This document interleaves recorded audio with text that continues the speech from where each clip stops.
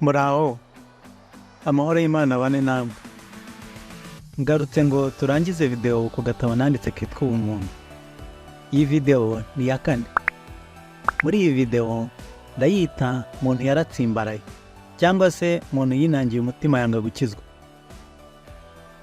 Mbere yuko dutangira, reka twibukiranye ibikubiye muri video zabanjirije iyi. Video ya mbere, izina umuntu rituruka ku bumuntu. Ubumuntu ni imico cyangwa se ni myitwarire ya muntu, ariyo kugira impuhwe no kugwa neza. Iyi mico muntu ayikomora ku Mana kuko Imana yaremye muntu mu ishusho yayo ndetse no mu misusire yayo. Video ya kabiri, muntu yatakaje imico myiza y'ubumuntu, ahubwo umutima we hinjiramo imico mibi yo kutumvira. Satani niwe wigishije kutumvira abantu dukomokaho twese, natwe turabyandura kuko abo dukomokaho ari bo batwigisha uko twitwara. Kutumvira ni kimwe no gutakaza ingeso nziza zo kugira impuhwe no kugwa neza, kuko umuntu utumvira aba ikigomeke, akaba atabasha kugira impuhwe n'ubugwa neza. Video ya gatatu, Imana iracyashaka umuntu yaremye mu ishusho yayo, usa nkayo, witwara nkayo, ndetse yaje gukiza umuntu ikibi. Uwakoze ikintu ni nawe uba ugomba kugisa niyo cyangiritse. Imana niyo yonyine yasana cyangwa se yakiza umuntu ikibi. Idukiza ikoresheje ijambo kuko byose byaremwe muri we. Jambo atubatiza mu mwuka no mu muriro, akaduha umwuka mushya. Mwuka niwe atuburira, atuyobora ndetse akadutoza kumvira Imana. Dusabwe rero kumwumvira. Video ya kane. Muri iyi video ya kane yitwa Muntu yaratsimbaraye cyangwa se Muntu yinangiye umutima yanga gukizwa. Muri iyi video turarebera hamwe ingingo zikurikira. Kwinangira umutima kwa muntu. YESU Kristu wari we mu by'ukuri. Gucirwaho iteka. Abinangiye imitima bose bazacirwaho iteka. Reka tube abantu. Muntu yinangiye umutima. Jambo yahozeho, jambo ari kumwe n'Imana kandi akaba Imana. Ibintu byose niwe wabiremye kandi byose byaremewe muri we. Niwe waje mu isi gukiza abantu be ibyaha. Abantu benshi binangiye imitima, barwanya ndetse bashaka gupfobya imbaraga za Yesu ziri mu gakiza. Ngo ntiyari umwana w'Imana, n'ububasha bwe abantu barabusuzugura kuko nyine nta gitugu bakoreshaho. Erega ni umunyampuhwe n'umugwaneza, yewe impuhwe zikomokaho. Abandi bati ntiyapfuye, abandi bati ntibamwishe bamuhora ibyaha byacu, abandi bati yarapfuye ntiyazuka cyangwa ntazazuka kuko twese dupfa. Abandi benshi cyane rwose bazi ko ari abantu beza batunganye badakeneye gukizwa. Abandi ndetse bo bakanibwira ko kuba bamuzi bihagije bakijijwe, ariko ugasanga atarabahinduye abanyampuhwe n'abagira neza, mbese ikibi kiracyabarimo. Abandi bakurikije inyigisho z'abantu bihimbiye zihabanye n'ibyo Yesu yigishije. Aba bazi ubwenge bwo kureshya abantu bakabatendeka ku cyizere ko bakijijwe, ntibahinduke ngo bakizwe ikibi. Ibi byose babivuga bakanabyigisha abandi kuko iyo umuntu atabashije kumva neza uwo YESU Kristu ari we, atabasha gukizwa no kumwizera. Kumwizera bitera umutima woroheje utuma umwuka umwinjiramo. Umwuka w'Imana ntabwo winjira mu mutima wiwe winangiye, ntiwinjira mu mutima utumvira, kuko Imana yoroheje ari inyampuhwe n'umugwaneza, nk'uko twabonye mu misusire yayo muri video ya mbere. Impamvu nyamukuru abantu bamurwanya ni ya mico nyine Satani yigishije muntu yo kwigira akamana, kuko idatuma umuntu aca bugufi ngo yumvire ayoborwe n'ineza. Iyo mico ituma umuntu ahora ashaka gusumba abandi ngo abajye hejuru abayobore aho kuyoboka. Reka dukomeze, murabona ko ariyo mpamvu abantu binangira imitima bakanga kuyoboka ngo bakizwe.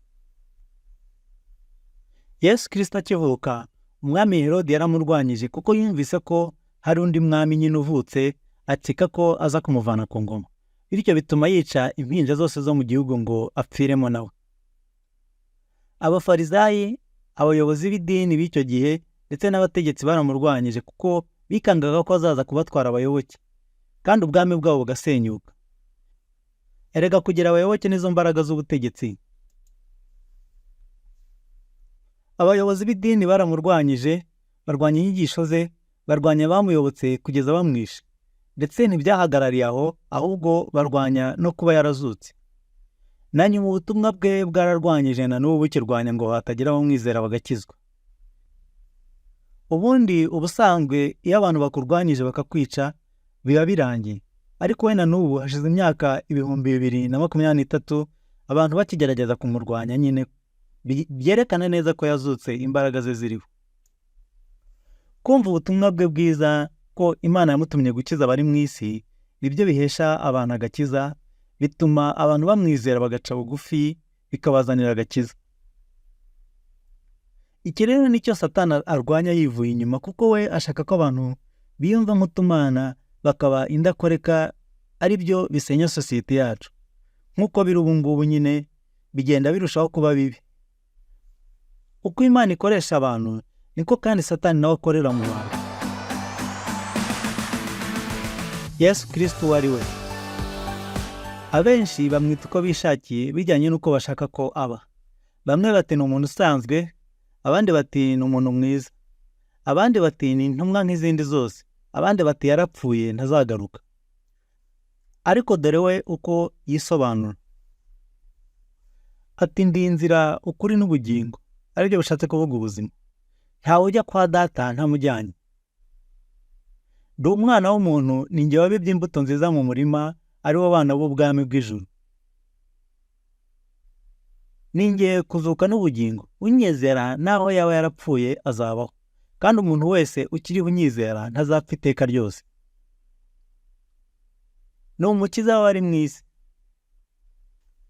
Ni ijambo ry'Imana ariho waje mu isi gukiza abantu mu buntu n'ukuri. Ndi uwa mbere kandi ndi uw'imperuka, kandi ndi uhoraho. Icyakora nari narapfuye, ariko none dore mporaho iteka ryose, kandi mfite imfunguzo z'urupfu n'ikuzimu. Gucirwaho iteka. Kuba umuntu yaratakaje imico ya muntu yo kugira impuhwe no kugwa neza, si byo Imana yamuhora, ahubwo umuntu azazira kuba yananangiye umutima akanga gukizwa. Ni nk'uko umurwayi yarwara akanga kujya kwa muganga.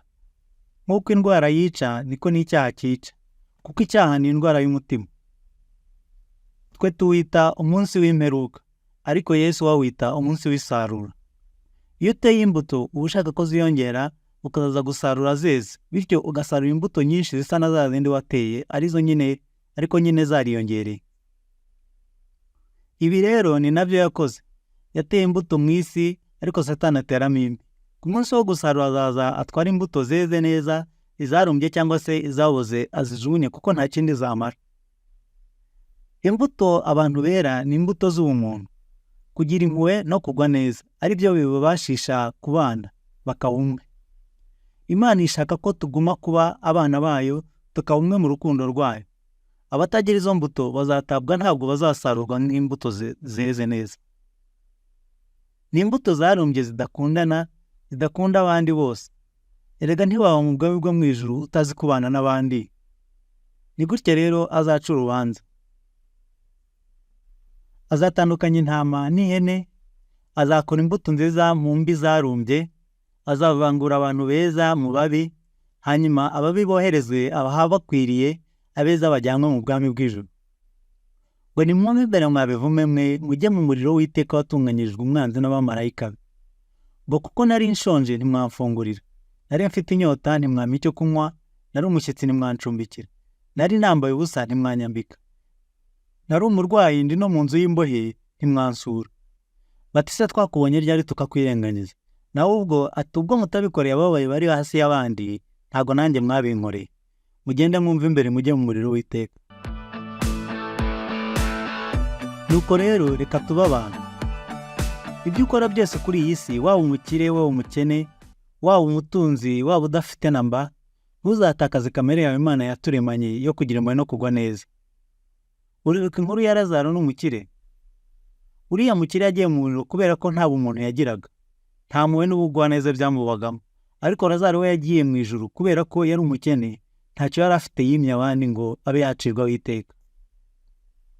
Uriya Musamaritani mwiza wagize impuhwe n'ubugwaneza yita ku wari ubabaye kandi abanyamadini bo bamwirengagije, kandi we atarazi Imana cyane nka bariya. Ese wari uzi ko idini ritunganye kandi ritandiye imbere y'Imana Data ari ugusura imfubyi n'abapfakazi mu mibabaro yabo no kwirinda kutanduzwa n'isi? Gusura imfubyi n'abapfakazi kubera ko bababaye byerekana ko umuntu afite umutima w'impuhwe kandi agwa neza. Erega inyigisho za Yesu zose n'ubutumwa bwose muri rusange ni ukwigisha abantu kuba abanyampuhwe no kugwa neza. Mbese butuma abantu baba abantu beza. Ese iyo wisuzumye usanga waratakaje ubumuntu muri wowe?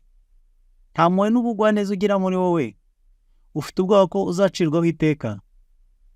Wikuka umutima kuko nicyo cyazanye Yesu muri iyi si. Musange umwizere, wicuze ibibi byose wakoze, umusabe imbabazi azagukiza. Azaguha umutima mushya n'umwuka mushya kandi azagusubizamo ubumuntu. Bityo uzaraganwe nawe ubwami bw'Ijuru. Wibuke gusangiza abandi ubu butumwa bwiza. Barakoze cyane.